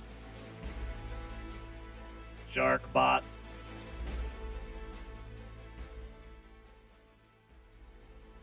Tyr and Gertians. Tyr. Yeah, Tyr used to be more Thanos themed, but now Sharkbot looks more like Thanos than Tyr does. That's true. Definitely has a Yeah. superhero body. Yeah, exactly. So I'm not sure really what to expect out of either of these. I imagine like they've had a chance to update, and yeah, it looks like Sharkbot is potentially going to go for that proxy gateway sort of play to try and contain. This happened last week, and I'm kind of wondering how Tyr will respond because it's not a very aggressive proxy. You could still safely take your natural and like bunker up or something, but it almost like baits the aggression. Oh, he was trying to wall in the cannon position there, if you saw Yeah, that. yeah, that's The, what the first yeah, attempt of doing something similar to what humans do. yeah, Yeah, yeah. So this is more of a interesting. reaction out here this time. But it is, like you said, it's a different all-in. Yeah, Tyr got torn apart by Sharkbot's all-in earlier in this tournament. yeah. Which almost makes me think the Sharkbot won't bring that build because he expects Tyr to find a counter-program solution it. for it. Yeah. Yeah, for sure. It's like how can you not build a solution to that after getting owned so handily by it? Yeah. Now this is kind of what I want to see from Tyr is just retreat and acceptance of this. Yeah. But we'll see what he does do because yeah, last week that was the issue that this is not provocative. It's not stopping your natural at all. It's not stopping what you're doing in your main. It's it's like several pylon jumps from becoming dangerous. So just leave it. Yeah. If you don't need to. And dangerous to the natural base too, not even to the main yeah, base. not to so. the main. Yeah.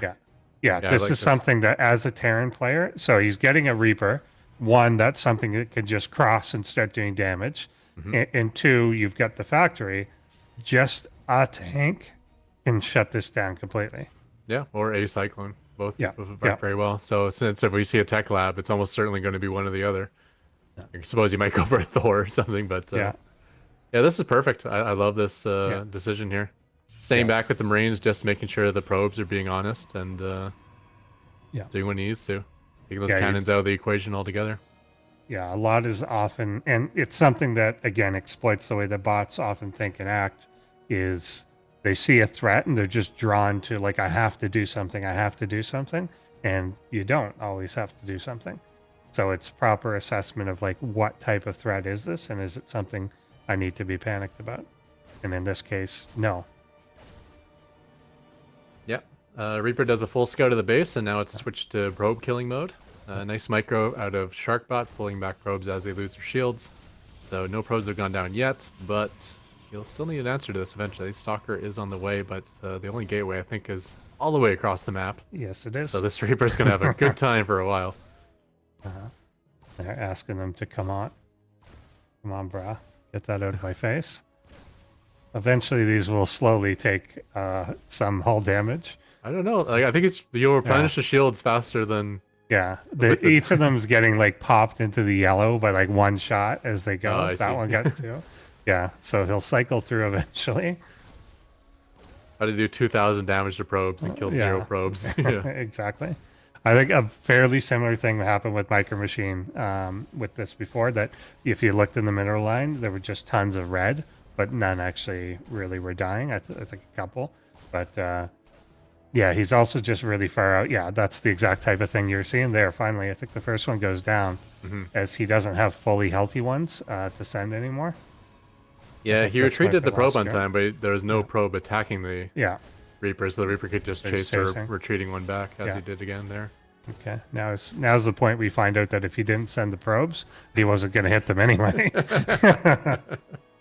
Are those stuck? Oh, they are. That's why the Stalkers didn't make it back. Yeah. That cannon okay. wall he made turned into a Stalker wall. Yeah. Stalker prison, I should say. Yeah. Okay. And that one is also not stuck. It can't be stuck because it walked in there, but it almost looks like there's a semi-wall on the way. Yeah, we're getting one more pro before that stalker did help out and clean up. Okay. But yeah, so what's Tier doing then? Yeah, I'm interested in that as well. So I see a reactor, marauder, marines being built. Yeah, Stim and combat shield. Yeah. And a couple tanks. So he didn't tank push the cannons yet, but I think when he pushes out, he'll probably be smart and not really lose much to these cannons. Oh, Stalker's actually taking volleys here. Oh, now they're kind of the one getting baited in when they Yeah. didn't really want to. So yeah, there's really not much there. And yeah, gateway on the other side. I kind of think he's going to go with the stim and combat shields, but it would be nice to see the tanks moving forward to pre-shell. hmm Um, But if he waits for stim and combat shield, it should still yeah, be okay. so yeah, What you just don't want to do is wait here forever because there is a second base out of Sharkbot, and eventually that'll start paying off. You know, those stalkers in prison are looking like the smart stalkers because the other stalkers are not doing so well. Yeah, they're like, you guys go, it'll be fine. And yeah, these are just kind of bleeding off. There was a Stargate, or not a Stargate, Starport, but I don't see anything built out of that yet, because again, that could help with some of the forward vision. Yeah. Could also help with, usually don't want to have stim when you don't have medevacs yet. Very true. Very true. But yeah, at the moment, there's not really much of a need for Tier to go out if these stalkers are just going to keep volunteering themselves. Yeah, it's a good moves. And yeah, despite the space being up, like you said, we really don't have any mining from it. And production tab just shows Sharkbot not really doing a whole lot. It's really just replacing the stalkers, losing them, and then having just enough money to replace the stalkers again. Yeah. Yeah, I think this might have been like a 4-gate all-in, which makes me think why even have the second Nexus. But Well, yeah, and I wonder here too, because if you remember from last time this happened, the Nexus was built here. It was built in the forward position to help reinforce the batteries, but that didn't happen this time. So this may not be the most efficient way to do this, but it's going to get the job done. yeah, looks like the batteries are dried out now. Yeah. Siege tanks are joining the fights. Stalkers might actually end up surviving, but I think the reinforcements will be enough. Yeah, they're still not moving forward or anything. They had a chance there to maybe jump on a tank, but it looks like they're not going to do that. We're going to send CCs to go after the pylon as if it was just being built. Something. You might something's cannon rush. going You on got there. full of workers. Yeah. Yeah, and that looks like the end of this little push here. I think he's going to end up losing that last stalker. The battery's dry, only one pylon Yeah, remaining. and I kind of wonder now if something just got broken on Sharkbot's side because he's just not advancing or doing anything. Just continue to warp in stalkers, but yeah, there's just no more workers being built. This base is for nothing. Yeah, it's tough to say. It certainly looks like it was meant to be a 4-gate all-in follow-up. Yeah. But yeah, the expansion's weird to me. Yeah. I don't know why the Nexus is there. Yeah, I Maybe don't know there why was a it's planned there. transition and it just blew up, or it bugged out somehow. Yeah. Yeah, it is odd, and it looks like he's trying to still restore power to that one forward gateway. And yeah, Tier, I think, just handling it well. Could have been, more aggressive in moving in, but I think the way it worked out, he's just draining all of Sharkbot's resources. Yeah, this is looking great by Tier now. Yeah. It seemed like the right move was for him to like push out at some point because Sharkbot had that expansion, but since he never populated the expansion, just sitting back and slowly taking his own natural was probably the best thing he could have done. Yeah. And he did it perfectly. Probably had almost no losses, except for when he pushed the cannons. And now, once again, for some reason, the army deciding to prioritize that one pylon instead of anything else, and then just retreat. It's a weird decision. Yeah, Just retreating instead of finishing the two stalkers that were dead. Yeah, I don't know what But, Tier does, but my bot definitely has a leash range to your siege tanks. You don't want your Yeah. supporting units wandering too far away from the tanks. Yeah. for sure. So sometimes there's like, hey, there's a free base with nothing left defending it. It's like, nope, can't kill it. No, It's too because far. the tank, no tanks nearby. Oh. Yeah, so this will just be a bleed out. Again, we're only getting the Stalker production Yeah, happening. I'm looking at that production tab, hoping to see probes, and I'm just not. Yeah, nothing. Some have transferred down as this is mined out, so he's going to continue to mine, but it doesn't look like we're getting a lot more. And Tier doesn't look like he's in any hurry. Yeah, and it's not even like all of them are transferring either, because some of them are coming across the map to try to build pylons, and they keep dying one by one. It's a slow process. The soccer's looking a little shakier, which makes me think we've already sped up this replay, and I don't blame the think observer. we have. Yeah, I think we have done that. Because I think that's, essentially exactly what will happen. And they leash back again. He builds a probe. Ooh. Is it a transition? Nice. There's probably a minimum or something, like, you know, if you get below 16, build one. Just moving out to the base. And I think this will start to pick off things quicker as they're married to this one location. Where this pylon must be in this spot. Yeah. And I don't mind that for the bot off there. If you know your build is going to be all in. Yeah. Like if losing that position means losing the game anyways, then why not be stubborn with holding that position? Yeah, it's very hard to see you winning if that has collapsed, because that's the entire thing. And there we go. Tier is going to go up 1-0 in this. And I think just responding well to the whole situation. Don't struggle against it. Just make something that's defensive and they can't move into you. I mean, and that's often the way, depending on what race you are and whatever, is Terran can just get up like tanks or a bunker or something to halt the progress. Protoss versus Protoss, if someone's cannon rushing you, often just putting your own cannon in front of that stops them cold because they just can't come any closer. So there's a lot of ways to do it without attacking and trying to suicide on the position that they're getting up. Yeah, if there's not cannon shooting at your mineral line or at your command center, then you're really not a threat of dying yet. So you just need to stifle the push forward, I guess. Yeah. But in the bot world, it's very easy to just constantly funnel Marines one at a time into a cannon and lose the game that way, just because it's a scenario your bot doesn't handle well. Yeah, very, very true. And the backstab is often like really, really effective as well. Yeah, like that was great. The single Reaper worked out great. So we're going to get into game number 2 and see what else Sharkbot has up its sleeve.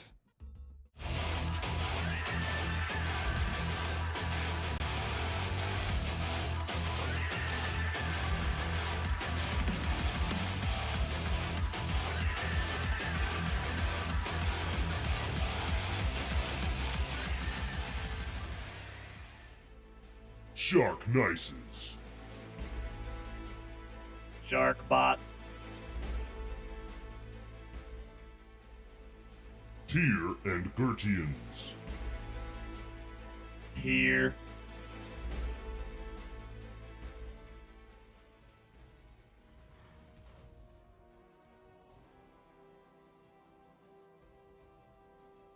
Yeah, I'm just really impressed with Tier that first game. Yeah. You think of bots as being like, you know, great at micro and macro, but typically dumb as bricks when it comes to decision making. Yeah. Really hard to look at that game and say that Tier made like any poor decision. And Yeah. he was facing a build where it's very easy to make poor decisions. So Yeah, actually ended up forcing Sharkbot to make the wrong decision that Sharkbot was trying to force Tier to make.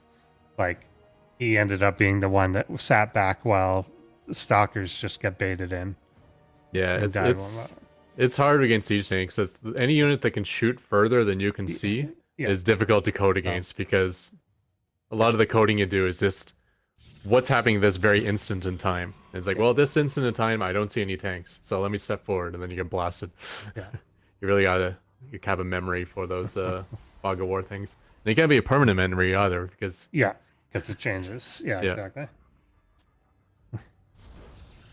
So yeah, looks more normal this time around. We're gonna get the Gateway and Cybercore with an expansion on Sharkbot's side.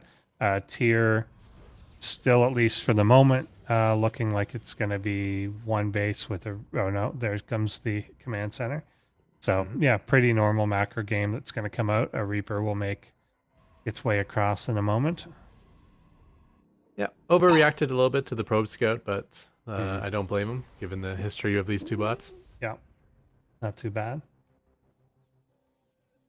And actually, yeah, Reaper won't move across at all. We'll just sit and defend, which is just as well because I don't think would do. Oh, and not even caring about that.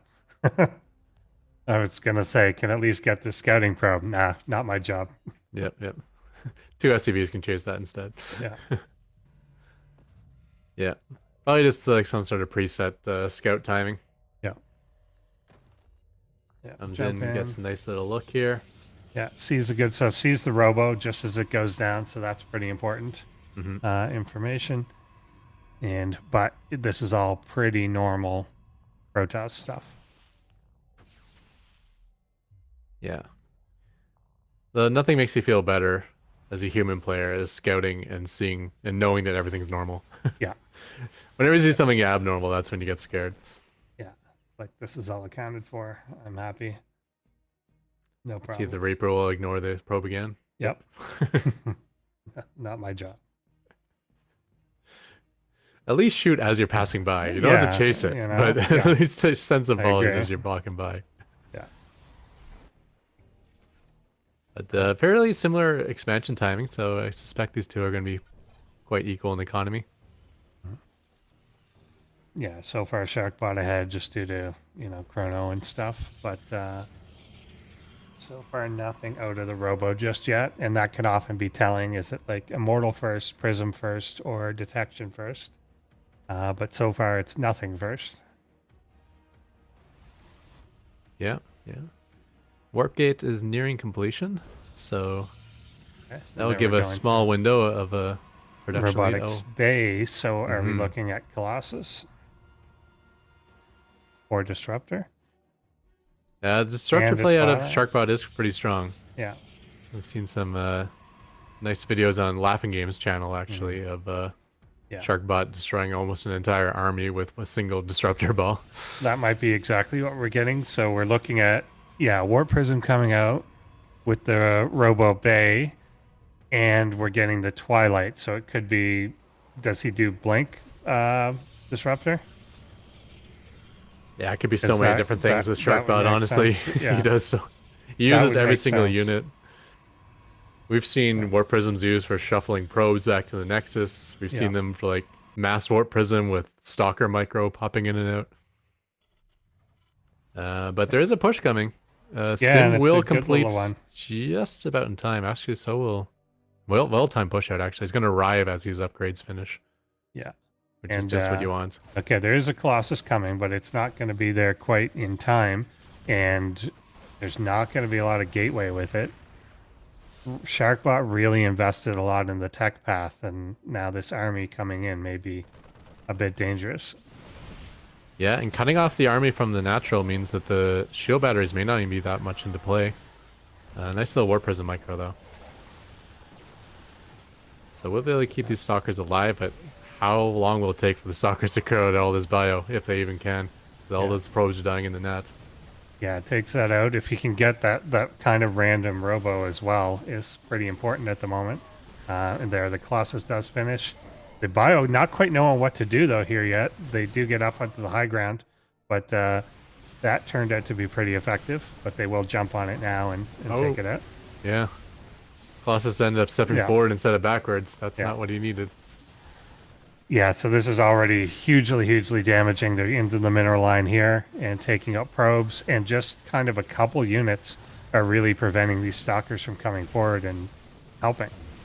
And there's just nothing under production. Like, Blink, just too much is spent on the other stuff, which had it had time to get up would be good. But like Thermal Lance still being done, Blink still being done, upgrades still being done, and these probes are being replaced, but there's no more units being made. I really thought that Colossus was going to be able to stabilize this game. Maybe lose a few probes in his main base, but clear out those Marauders. And, then the game would have continued, and it would have been, a slight tier lead, but at least it would have been a game still. Yeah. But tier, I think, is more or less wrap this one up, as there is no money to spend for Sharkbot. Yeah. Yeah, What can you that buy with seems 3 low. minerals? Oh, very little. Maybe a nice candy bar or something. I don't know if they have that in the StarCraft universe. They must. Oh, I was actually Play. looking at supply, which is even Oh yeah, which is even worse, you know. Yeah. You did afford a probe. Okay. There we go. Yeah, well done, Good- Odeteer. good Going up stuff. 2-0. Yeah, that was a pretty quick one, pretty decisive. Yeah, like you said, really good timing, and like I don't know whether he knew from the scouting that hey, this is the build where Sharkbot just spends way too much on tech that's not going to be ready yet. 30 seconds later, I think that's an easy hold. You've got, then Thermal Lance on your Colossus. You've got probably more Stalkers. They've got Blink done. You don't need to worry about the Warp Prism micro part of it. So, yeah, that becomes a lot harder. And I like the way, again, it's decisive directionally, even though he's just going home now He's not for being no decisive right now. for no reason. He's just rubbing it in at this point. But the fact that he went right to the natural, even though he saw, okay, there's 4 stalkers over there, the decision was instantly made like, yeah, let them be over there. Who cares? And then just go into the natural and start killing probes. And really good lesson for other bot authors of how important attack timings are in StarCraft 2. So we saw Tyr time his combat shield and stim to finish at the same time. Yeah. And then he moved across the map before they are finished so that when he arrived, those upgrades just completed. Yeah. You know, if he left his base when those upgrades completed, then maybe the Colossus is there to join the Yeah. fight, and that can be a completely different outcome. Exactly. And yeah, it totally would be. And it would be there not only probably possibly even with the Lance done, but with Warp Prism support for it and the Stalkers with Blink. Like it's a completely different situation. So yeah, exactly. Anticipating that sort of thing being there and then not getting distracted. Seeing that there's an army slightly to my left and being like 4 units could deal with that. I've got my mind focused on this thing. Yeah. That's very smart. Unless it's an Overseer, in which case I highly suggest chasing Overseers. Yes, you got to chase the Overseers. I mean, intolerable if Changelings get into your base.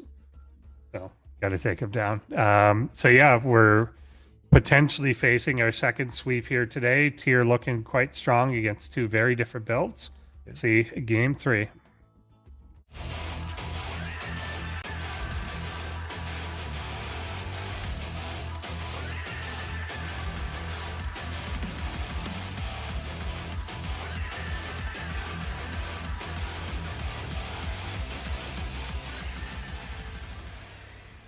Shark Nices. Sharkbot.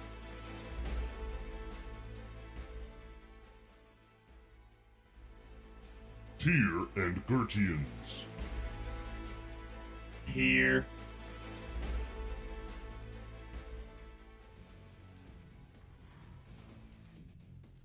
So I was thinking, like, interesting thing here is I don't think I've seen a series this, like, one-sided and dominating since Sharkbot beat Tyr.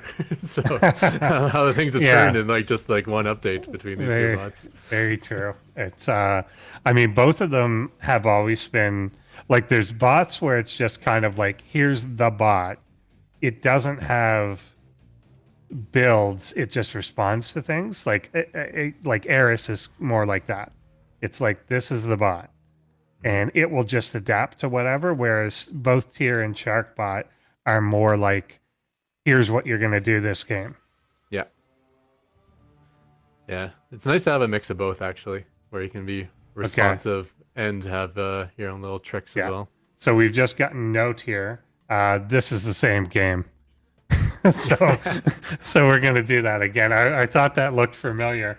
So that's the same game. We just got to jump into the real replay. So false start there a little bit. But yeah, whatever. I kept looking for like, where will it differentiate? And like, it won't because it's the same. So whatever. Tyr wouldn't complain. Yeah. Yeah. I'll take the 3-0. No problem. Yeah. Easy. But yeah, there's a totally different, like it's how you, obviously some things persist like your micro or like whatever, but yeah, whether you program in like a real, okay. Are we good? All right, we're good to go in. There we go.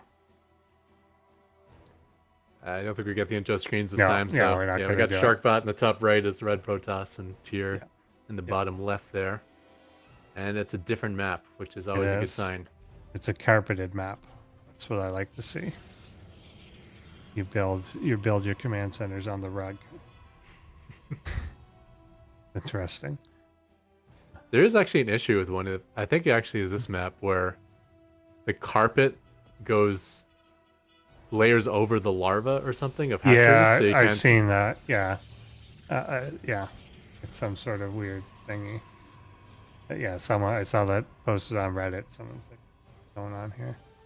There's been a few maps. I think no one does it like anymore. It's something they fixed, but there were ones like back when StarCraft 2 came out that there'd be objects or like flowers on the ground, and if you put a command center on it, the flowers would disappear. But someone could actually see it through the fog of war. Yeah. So you I think there's nothing like that these days. But yeah, that was a big thing. I remember that. Good times. All right, so very similar to last game, both players going for their worker scouts around the same time. Oh no, wait, that's not a worker scout, a Sharkbot. Yeah. He is stationary looking for something. And he's going to get Interesting. spotted down there. Yeah, There is a fight going on. it was a good scene. But yeah, pylon Yeah, going yeah. down, and the fact that Sharkbot is kind of bothering to wall off this time around too. Oh, Like, this not- looks not fun. familiar. I remember getting Void Ray Rush versus Sharkbot Yeah, on this map. that makes sense. It would be the Probe it actually would be a dies place before it for can throw down anything, though, so Yeah. that will slow down whatever is planned. Yeah, that would be a very aggressive location, but that doesn't surprise me. Yeah. Immediately spotted out of tier. Very, Yeah, there you go. yeah. That's what he wants. But if this pylon goes down, and now with the Reaper there, it's very unlikely, although it just takes off, but very unlikely to get another one up. Although if he just completely abandons it before, he could still put down another pylon and may not know, but it's so much later now. It's going to be at least a full minute late. Yeah, and no gateway units or anything popping out, so this Reaper is going to have a good time as well on the other side of the map. Not looking good for Sharkbot at the moment. Yeah. I know some people had him picked to win the whole thing, so that could be ending right here. Yeah, definitely unfortunate. And there's the shield battery you usually see with this, the double pylon to kind of back it up.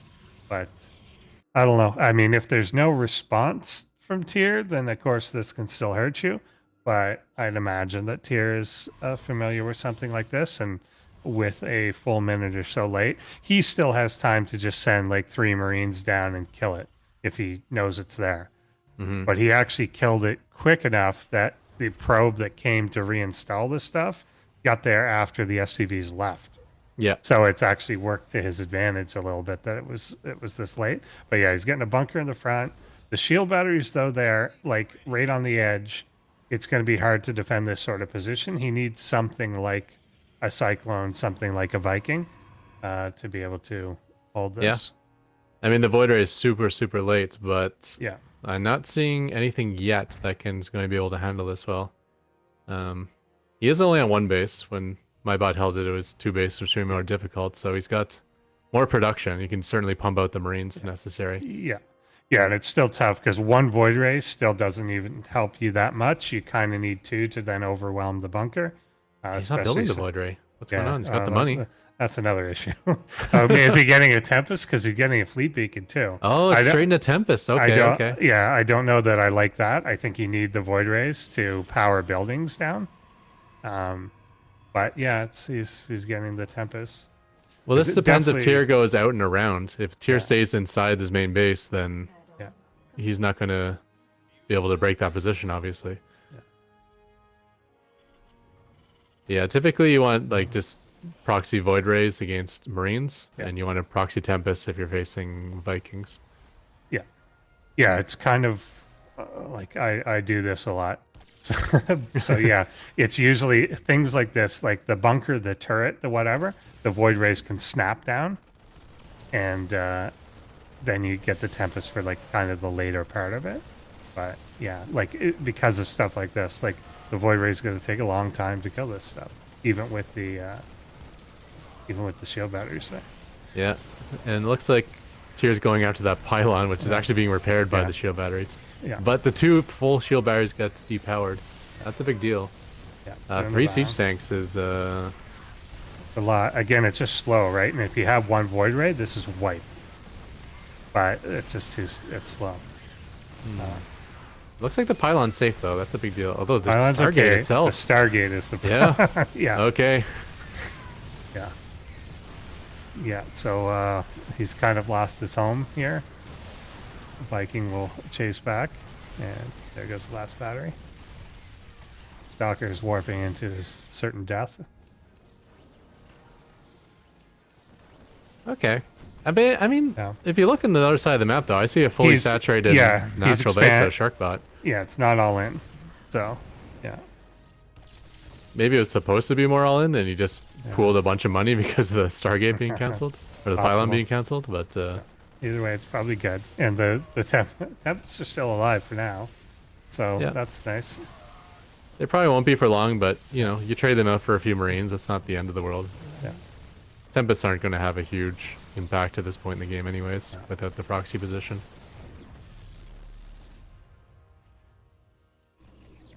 Yeah. Okay, so worker count Yeah, is Tyr's 45 certainly to behind on 35. workers.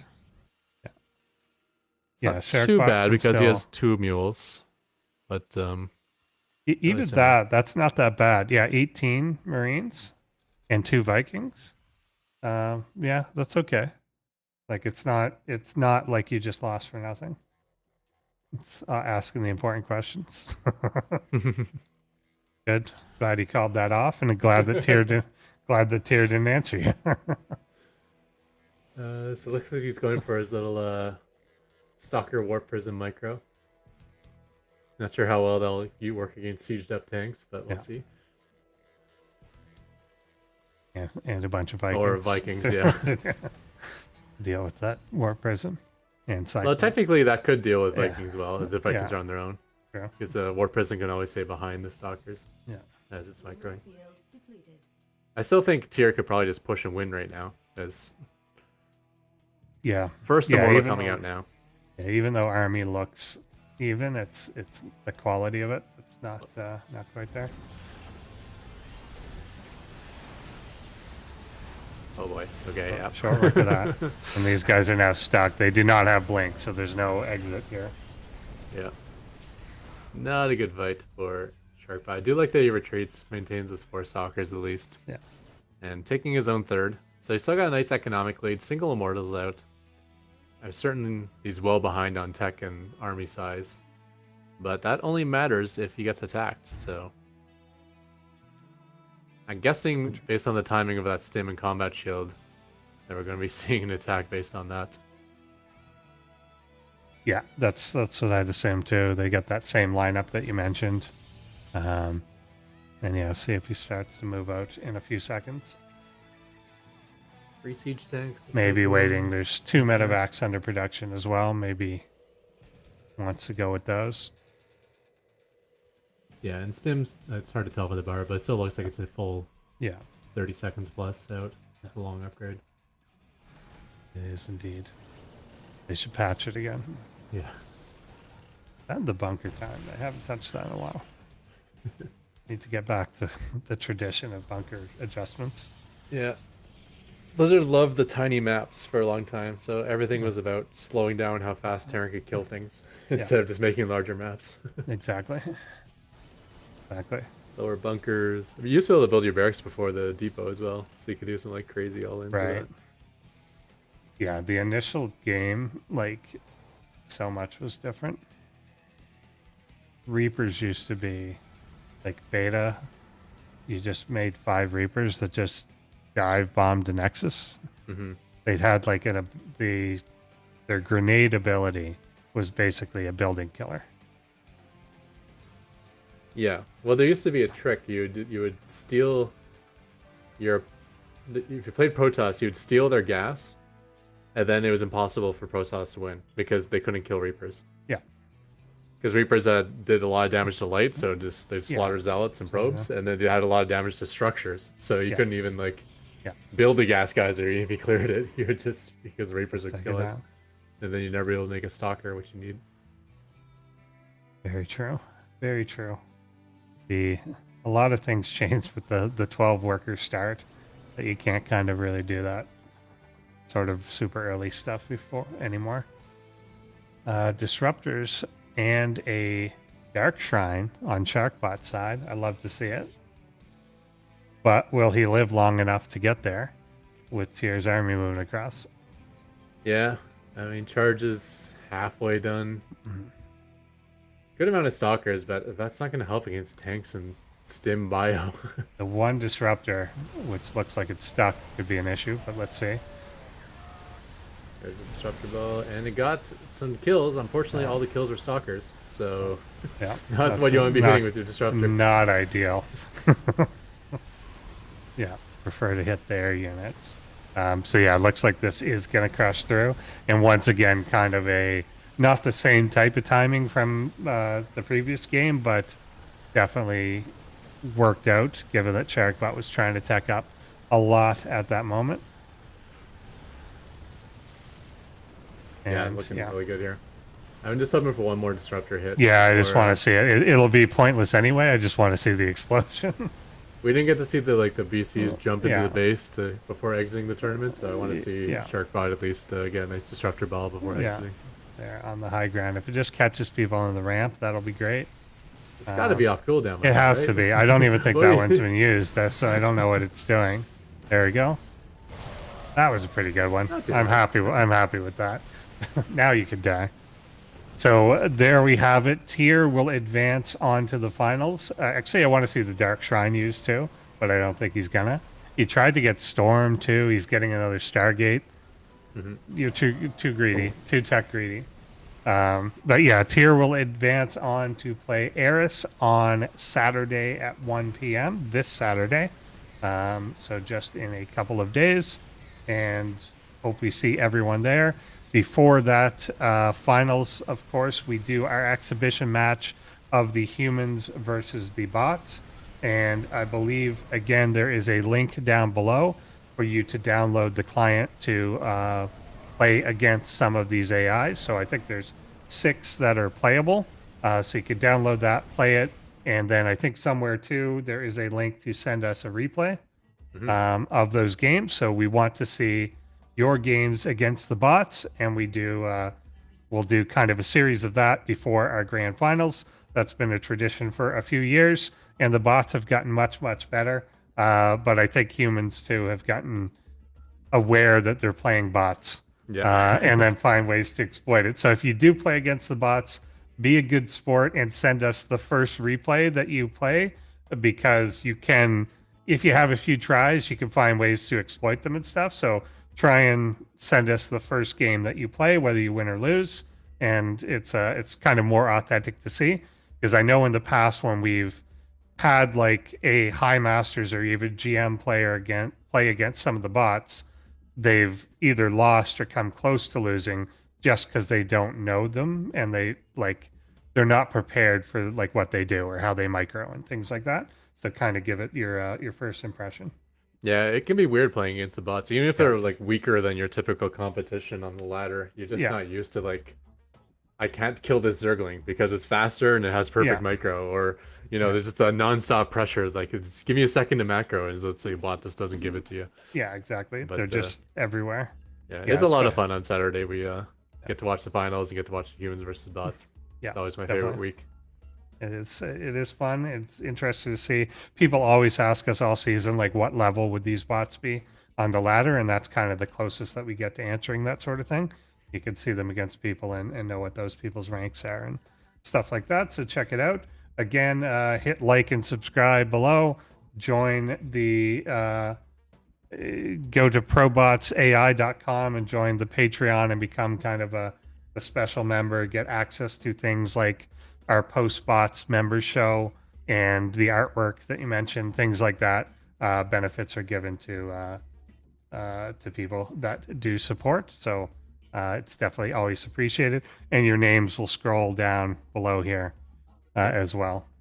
So It was a fun season Yeah, for post yeah. bots. We did it a little bit different this year, so Yeah. we had some interesting conversations with bot authors showing off some of their Yeah. cool projects. So yeah, I think that was a lot Some good better. content there. Yeah, we used to do it as just kind of like a recap of what we just did, but yeah, I think that's more engaging to get more into the deep details. So here's how we got there. So far, 2 clean sweeps of 3-0, and we'll see which one of these takes it. They fought before in the group stage, and it was 2-1 in favor of Aerys, but they've both been able to do a couple of updates since that point. So we're going to get a different thing going, and I think a best of 7 is pretty warranted for this one because I don't expect a sweep. yeah, Tier is the only bot to have taken a game off of Aerys, Yeah. and Tier is probably the most likely bot to come up with something surprising to beat Aerys out of any of the bot authors. So yeah, I'm really interested to see that finals. I'm actually happy that's the final we'll get to see. Yeah. Here's replays, and here you see again the Marines just blitzkrieging that pylon down despite 7 stalkers being around, and Yeah. and then taking out the position. This is a kind of bold thing to do, actually, is the tanks being there without support, but they're not wavering on it. Yeah. Like they are going for it, which was the right decision. And then the big push in here. Here comes the explosion on the stalkers.